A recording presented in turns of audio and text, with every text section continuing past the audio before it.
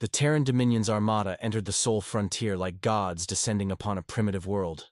Their ships were living things, great obsidian constructs pulsing with bioluminescent veins, whispering in subspace as they exhaled clouds of ionized gas. They came not in stealth, but in spectacle. The message was clear: you are beneath us. At first, the humans mistook it for a diplomatic fleet. The Terran were, after all, part of the so-called Concord of Civilizations, a galactic assembly that had long ignored Earth's calls for membership. So when the massive bioships appeared over Titan's colony ring, no one expected what followed. Without declaration, without warning, the Dominion unleashed their wrath. The orbital habitats, home to 300,000 civilians, were shattered under a rain of plasma. The ice moon's surface boiled, its methane lakes evaporating in seconds. Civilian transports tried to flee, broadcasting universal distress codes. None escaped. When the last transmission came through, it wasn't military. It was a teacher. Her voice, trembling, called out over the emergency bands. "We are unarmed. There are children here. Please, stop." The Terran admiral, a crystalline being of jagged grace named Jakul, listened in silence. His aide glanced at him. "Should we cease fire?" Jakul tilted his head. "No. The Hive must see dominance. The humans need to understand their place." He turned from the holoscreen as the colony died. The humans' pleas were nothing but static now. "When the Hive demands peace," he murmured, "it must first teach obedience." And so, under banners of supposed peace, the Dominion exterminated an entire colony because humanity refused to accept protection under alien rule. Tension build, the mockery of the galaxy. The galaxy watched, and it laughed.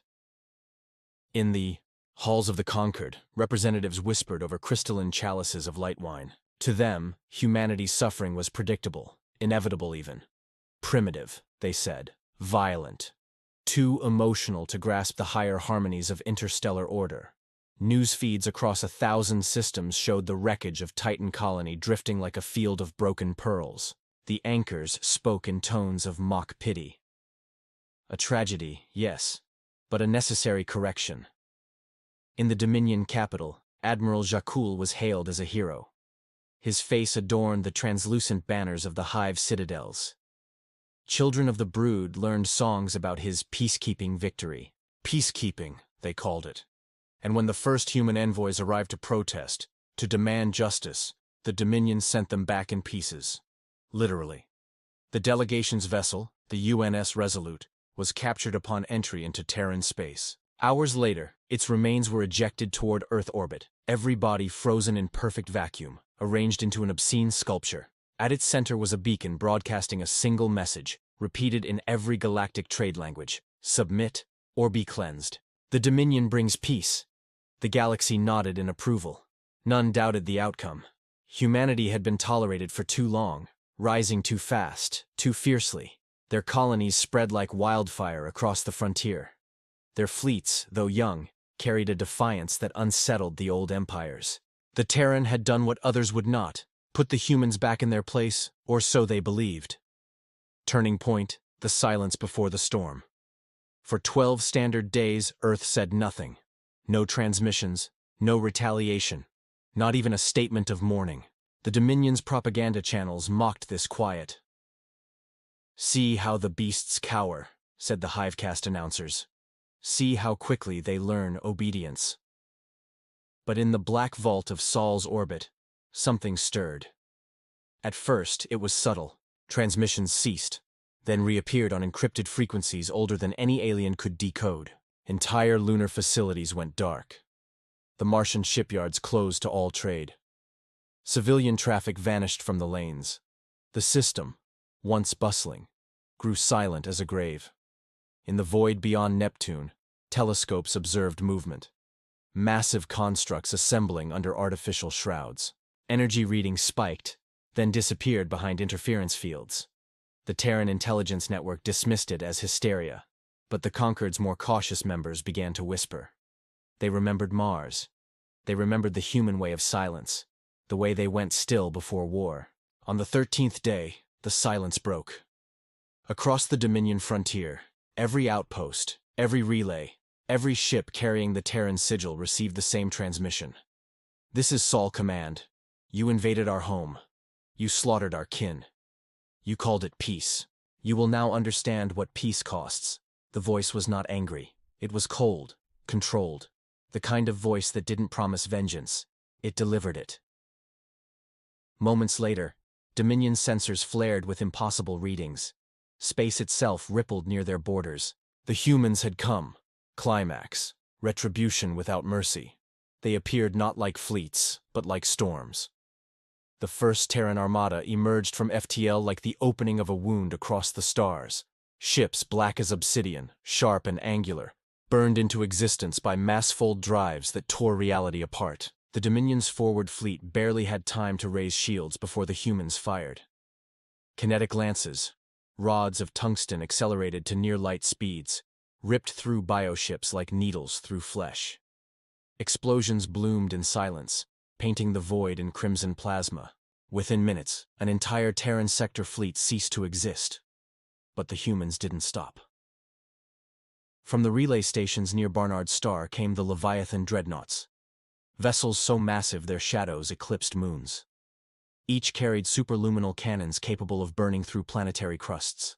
The Dominion tried to counterattack, unleashing swarms of bioorganic fighters.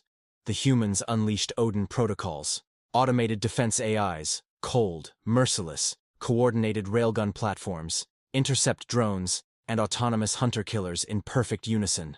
The Terran swarms were shredded before they reached firing range. Humanity had not evolved to fight wars, they had perfected them. When the Dominion's high command sent pleas to the Concord for aid, they received only silence. The other empires watched the storm unfold in horror. The humans weren't waging war. They were making a statement. Planet after planet fell, not captured, but sterilized. Human fleets didn't occupy. They erased. Jakul's homeworld, once the jeweled hive world of crystalline spires, saw its skies split open by orbital strikes. The seas boiled, the towers melted. The hive's songs turned into static as the atmosphere ignited. From the ruins, a single message broadcast across the galactic network. You wanted peace. You will have it. When your kind no longer makes war possible. The human admiral, Admiral Rachel Imani of Sol Command, stood before her fleet, eyes hollow from sleepless nights. The stars reflected in her visor as she watched the Dominion's capital burn. End transmission, she said quietly. Her second-in-command hesitated. Ma'am, they're broken. The survivors are begging for mercy. Rachel's voice didn't waver. Mercy died over Titan, and with that, the Leviathans fired their final salvo. Resolution: the silence of the galaxy. When the war ended, if it could be called an ending, the Dominion was gone. Entire star systems had gone dark. Their homeworlds were reduced to glass and ash. Their fleets were drifting wreckage. Their name, once spoken with pride, became a whisper of terror. The Concord called it the Year of Human Fire. No one intervened. No one protested. They simply watched. The other empires dismantled their armadas, fearing even the hint of aggression might draw humanity's gaze. Trade lanes shifted to avoid Sol's borders entirely. Rumors spread that human dreadnoughts still prowled the void, cloaked and waiting. That if any species so much as threatened a human outpost, their sun would dim within days. In time, new civilizations arose.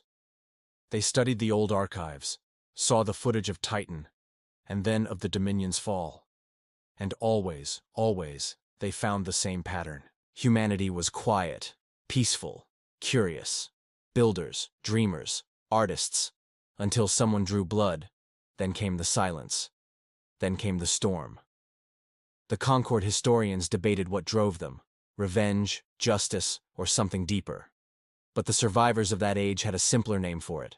They called it the Endless Wars, because from that day forward, no alien ever dared to speak of peace as a demand again. They remembered the lesson etched into the stars by fire and steel. The invaders wanted peace, but they sparked endless wars. And across the galaxy, in every academy and council hall, there remained one whispered phrase: never provoke Earth again.